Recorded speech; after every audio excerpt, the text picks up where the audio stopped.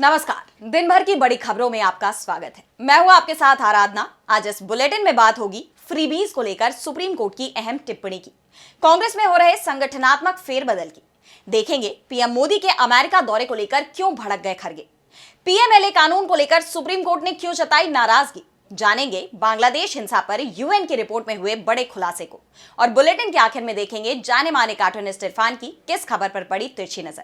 लेकिन दिन भर की तमाम बड़ी खबरों से पहले एक नजर आज की सुर्खियों पर।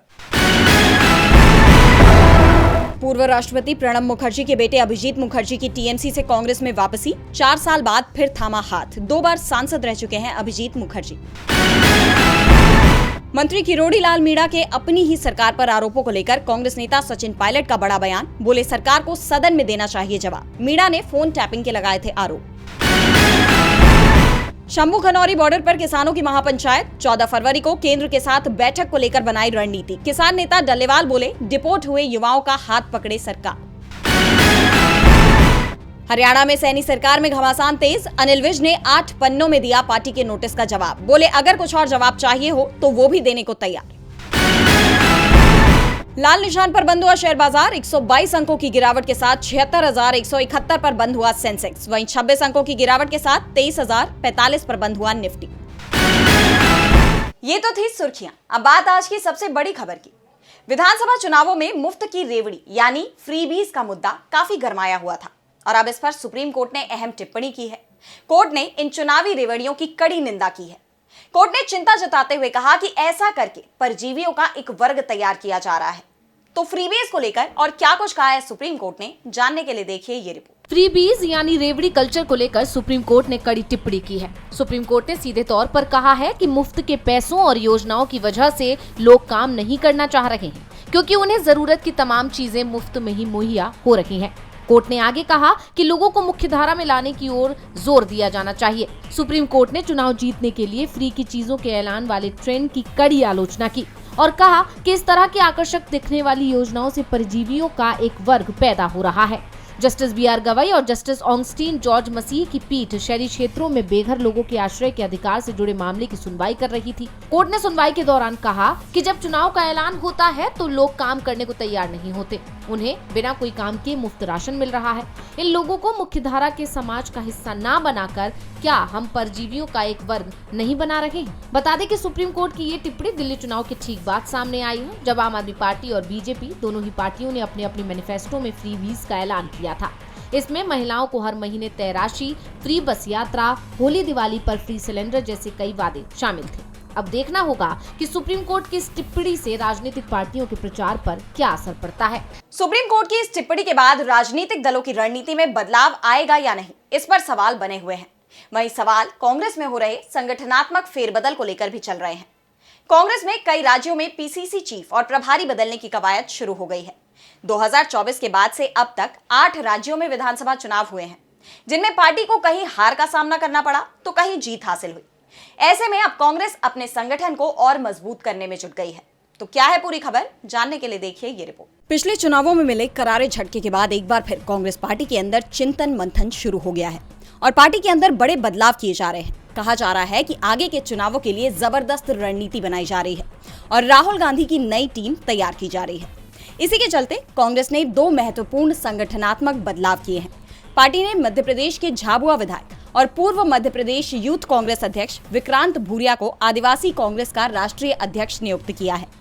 वहीं पूर्व केंद्रीय मंत्री भक्त चरण दास को ओडिशा प्रदेश कांग्रेस कमेटी का अध्यक्ष बनाया गया। कांग्रेस के संगठन महासचिव के.सी. वेणुगोपाल ने दोनों नेताओं को नियुक्ति पत्र जारी किया और उन्हें तत्काल प्रभाव से अपने नए दायित्व संभालने का निर्देश दिया। कांग्रेस के संगठन महासचिव के.सी. वेणुगोपाल ने इन दोनों नेताओं की नियुक्ति को पार्टी के आगामी चुनावों और संगठनात्मक सुदृढ़ीकरण की दिशा में एक बड़ा कदम बताया है। वेणुगोपाल ने कहा कि विक्रांत भूरिया और भक्त चरण दास के नेतृत्व से पार्टी को न केवल आदिवासी समुदाय बल्कि ओडिशा में भी मजबूती मिलेगी। इन नियुक्तियों से कांग्रेस के संगठन को नई ऊर्जा मिलने की उम्मीद जताई जा रही है और ये निर्णय पार्टी के आदिवासी और क्षेत्रीय नेतृत्व पर जोर देने की दिशा में महत्वपूर्ण कदम है। वहीं इस बदलाव की खबर आते ही बीजेपी खेमे में खलबली मच गई है और बीजेपी नेताओं की धड़कनें बढ़ गई हैं, क्योंकि जब जब पार्टी में चिंतन मंथन होता है, पार्टी अपनी खामियों पर काम करके और मजबूत होती है और इसका असर तुरंत ही चुनावों में दिखता है। ऐसे में अब राहुल गांधी की ये नई टीम क्या कमाल करेगी, ये देखने वाली बात होगी। कांग्रेस के इस कदम ने बीजेपी की टेंशन बढ़ा दी है। इस बीच पार्टी अध्यक्ष मल्लिकार्जुन खड़गे ने भी पीएम मोदी पर निशाना साधा है। अमेरिका से भारतीय प्रवासियों की जिस तरह से वापसी हुई, उसे लेकर विपक्ष लगातार मोदी सरकार पर हमलावर है। इन हालात में पीएम मोदी का अमेरिका दौरा सवालों से घिर गया है। कांग्रेस अध्यक्ष ने पीएम मोदी के इस दौरे में प्रवासियों का मुद्दा उठाने की बात कही है। तो और क्या कुछ कहा मल्लिकार्जुन खड़गे ने, जानने के लिए देखिए ये रिपोर्ट। प्रधानमंत्री नरेंद्र मोदी इस समय अमेरिका दौरे पर हैं और उनका ये दौरा सुर्खियों में बना हुआ है, जहां भारतीय अवैध प्रवासियों की अमेरिका से वापसी को लेकर विवाद छिड़ा हुआ है।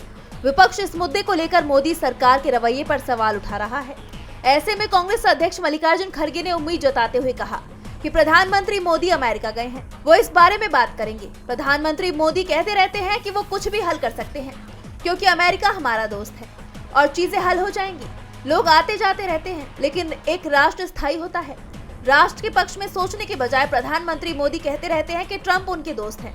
उन्होंने आगे कहा, आपकी बात सुनता है तो लोगों को बगैर पूछे क्यों डिपोर्ट कर रहा है? इतने लोग आ रहे हैं और किसके हाथ में पैर में बेड़ी है, उसके अलावा कि रेगुलर जांच, जो रेगुलरली जो फ्लाइट है हमारे, उस फ्लाइट पैसेंजर फ्लाइट में लाने का छोड़ के वो गुड्स कैरी करने वाले फ्लाइट्स में ला रहे हैं। तो इसका मतलब क्या है कि तुम्हारा दोस्त हमारे लोगों को ऐसा ट्रीट कर रहा है, गुलामों के जैसा। खड़गे ने पीएम मोदी पर आरोप लगाया कि मोदी इस चीज का बहाना बना रहे हैं कि पहले भी ऐसा हुआ है। छोटे छोटे देश अपनी फ्लाइट भेजकर अपने लोगों को ला रहे हैं। ये लोग अपनी फ्लाइट भेजकर उन्हें ला सकते हैं, लेकिन वो ऐसा नहीं कर रहे हैं। ऐसे में पीएम मोदी का ये दौरा कई मायनों में अहम माना जा रहा है। अवैध प्रवासियों की वापसी के मुद्दे पर मोदी सरकार बुरी तरह से घिर गई है, तो फटकार ईडी को भी लगी है। छत्तीसगढ़ शराब घोटाले से जुड़े एक मामले की सुनवाई करते हुए सुप्रीम कोर्ट ने ईडी की तरफ से पीएमएलए के गलत इस्तेमाल पर ऐतराज जताया। कोर्ट का साफ तौर पर कहना है कि एजेंसी किसी भी आरोपी को जानबूझकर जेल में नहीं रख सकती। तो क्या है पूरा मामला, जानने के लिए देखिए ये रिपोर्ट। पीएमएलए यानी धन शोधन अधिनियम का इस्तेमाल आप किसी भी आरोपी को जानबूझकर जेल में रखने के लिए नहीं कर सकते, ये कहना है सुप्रीम कोर्ट का। छत्तीसगढ़ शराब घोटाले से जुड़े एक मामले की सुनवाई करते हुए सुप्रीम कोर्ट ने यह बात जांच एजेंसी ईडी के कामकाज के रवैये और दृष्टिकोण पर सख्त ऐतराज जताते हुए कही।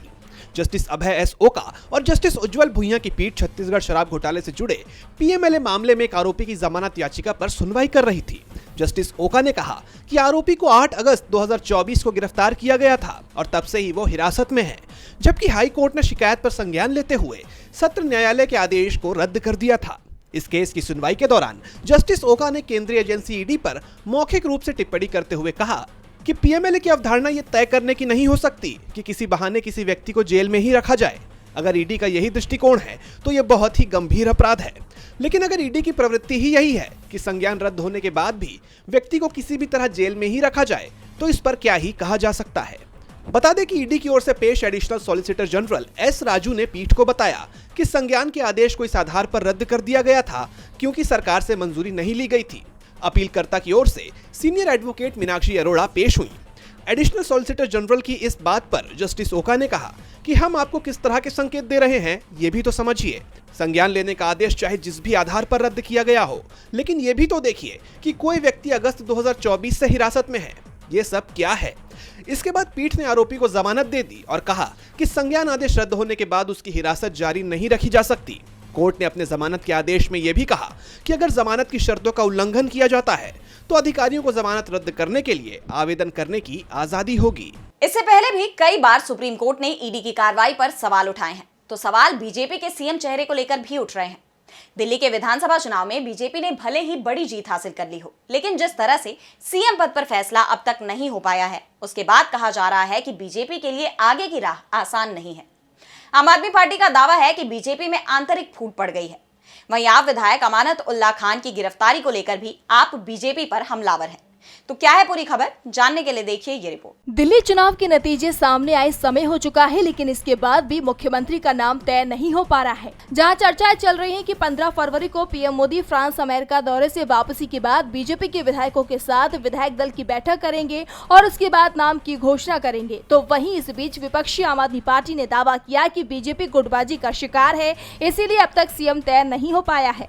आप प्रवक्ता प्रियंका कक्कड़ का दावा है कि ये गुटबाजी के सीधे संकेत हैं। 10-10 की टुकड़ी मिल रही है जो आपस में तय नहीं कर पा रहे हैं कि सीएम कौन बनेगा। इनकी आपस में लड़ाई चल रही है। इनकी लड़ाई में दिल्ली की जनता क्यों पिसे? कल खबर आई कि दिल्ली में लंबे लंबे पावर कट्स लगे हैं। इनको आपसी लड़ाई बंद करके जल्द ही सीएम की नियुक्ति करनी चाहिए और दिल्ली के शासन पर ध्यान देना चाहिए।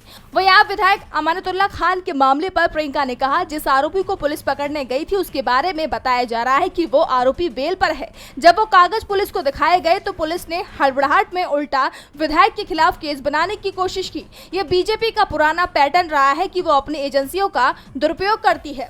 पुलिस अगर सीरियस है तो उन्हें ये पता करना चाहिए कि अरविंद केजरीवाल पर किन लोगों ने पथराव किया था, वे कौन लोग थे, उनके खिलाफ जांच करें। ऐसे में देखा जाए तो बीजेपी दिल्ली में सरकार बनाते ही घिरती दिख रही है, क्योंकि एक तरफ सीएम फेस को लेकर बीजेपी के विधायकों में ही तनातनी देखने को मिल रही है, तो दूसरी तरफ विपक्ष के सवालों में बीजेपी फंस चुकी है। ऐसे में बीजेपी के लिए दिल्ली में सरकार चलाना चुनौतीपूर्ण होने वाला है। देखा जाए तो दिल्ली में बीजेपी हर मोर्चे पर घिरती जा रही है। वहीं जम्मू कश्मीर में भी आतंकवादी घटनाओं को लेकर मोदी सरकार नेशनल कॉन्फ्रेंस के निशाने पर आ गई है। केंद्र सरकार ये दावा करती रही है कि उसके शासन में जम्मू कश्मीर में आतंकवादी घटनाएं खत्म हो गई हैं, लेकिन अब उनके इस दावे की पोल खुल गई है। बीते ही दिन अखनूर सेक्टर में धमाके की खबर आई, जिसे लेकर नेशनल कॉन्फ्रेंस के अध्यक्ष फारूक अब्दुल्ला का बयान सामने आया है। उन्होंने मोदी सरकार पर हमला बोला है। तो क्या कुछ कहा फारूक अब्दुल्ला ने, जानने के लिए देखिए ये रिपोर्ट। जम्मू कश्मीर में बढ़ती आतंकवादी घटनाओं को लेकर नेशनल कॉन्फ्रेंस के अध्यक्ष फारूक अब्दुल्ला ने केंद्र सरकार पर हमला बोला है। उन्होंने कहा कि जम्मू कश्मीर का पूर्ण राज्य का दर्जा बहाल होने के बाद भी आतंकवाद खत्म नहीं होगा। पूर्ण राज्य के दर्जे का मामला कई सालों से लंबित है। फारूक अब्दुल्ला ने कहा कि भले ही राज्य का दर्जा बहाल हो जाए और हमें सब कुछ मिल जाए, लेकिन क्या लोगों को लगता है कि इससे यहाँ आतंकवाद खत्म हो जाएगा? जो लोग डंके की चोट पर बोलते थे आतंकवाद खत्म हो गया है, उनसे पूछिए कि आतंकवाद है या नहीं। उन्होंने आगे कहा कि कल ही हुए एक आईईडी विस्फोट में एक जवान शहीद हो गया। ये विस्फोटक कहां से आया? आसमान से तो नहीं आया। हमें जम्मू कश्मीर में सामान्य स्थिति बहाल करने के लिए लोगों की मदद की जरूरत है। अब समय आ गया है कि हमें यहाँ शांति स्थापित करनी चाहिए। यहाँ सिर्फ शांति से ही कुछ हो सकता है। हमारे बच्चे बच्चियां बेरोजगार हैं और सबसे बड़ा मसला यही है। हमारे स्कूलों की हालत देखिए, हमारे अस्पतालों की हालत देखिए।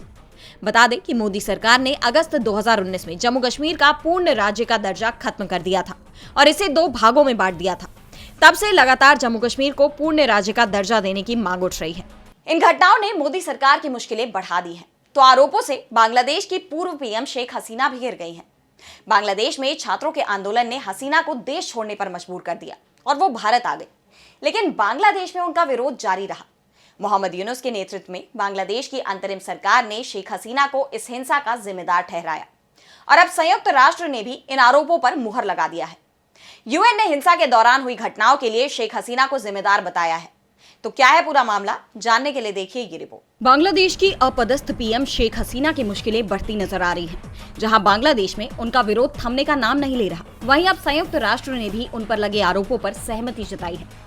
यूएन ने पिछले साल बांग्लादेश में विरोध प्रदर्शन के दौरान हुई हिंसा और जान जाने की घटनाओं के लिए शेख हसीना की सरकार को जिम्मेदार बताया है। यूएन ने कहा कि उसके पास ये मानने के लिए पर्याप्त आधार है कि देश में मानवता के खिलाफ जान लेने की घटना, यातना, कारावास और दूसरी अमानवीय कृत्य किए गए हैं।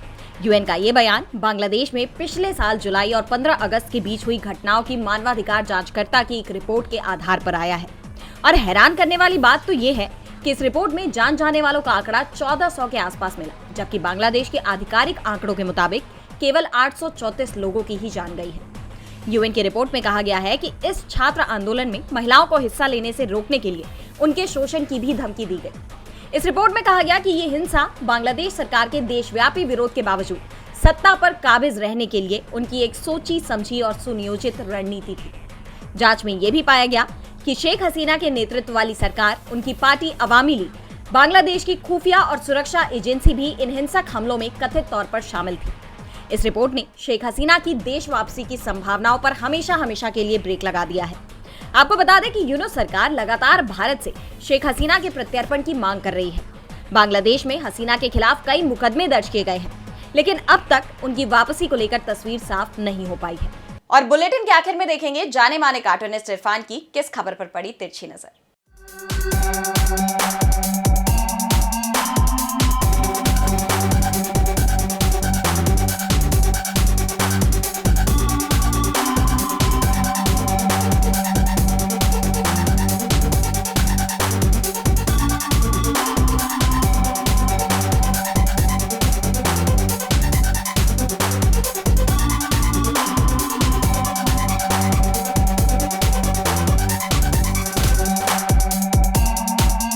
पीएम नरेंद्र मोदी इन दिनों अमेरिका और फ्रांस के दौरे पर हैं। आज भाषण में उन्होंने कहा कि भारत आने का ये सही समय है, चौंकी नहीं। वो कुंभ में आने के लिए निमंत्रण नहीं दे रहे थे, बल्कि वे ये बता रहे थे कि भारत में 120 एयरपोर्ट हम बनाने जा रहे हैं। अब 120 एयरपोर्ट बनाने से किसको फ़ायदा होगा ये तो बताने की ज़रूरत नहीं है, क्योंकि मैं जहाँ जहाँ रहूँगा तेरा साया साथ रहेगा।